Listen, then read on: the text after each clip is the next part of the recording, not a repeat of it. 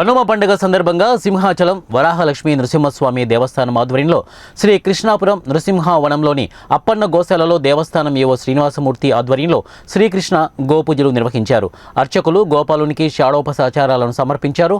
అనంతరం గోమాత కాళ్లకు, తలకు, మోపురానికి వెనుక భాగంలో పసుపు రాసి కుంకుమ బొట్లు పెట్టారు. అర్చకులు గో అష్టోత్తర నామాలను చదువుతుండగా భక్తులు పూజలు నిర్వహించారు. దేవస్థానం ప్రత్యేకంగా తయారు చేయించిన మినపగారెలు, బూరెలను, అరటి పండ్లను నైవేద్యంగా పెట్టి గోవులకు తినిపించారు. అనంతరం భక్తులకు ప్రసాద వితరణ చేశారు. 1 సంవత్సరం పాటు తమ యజమానులకు సహాయకరంగా ఉండే మూగజీవులను ఆరాధించే రోజు ఈ కనుమ పండుగ.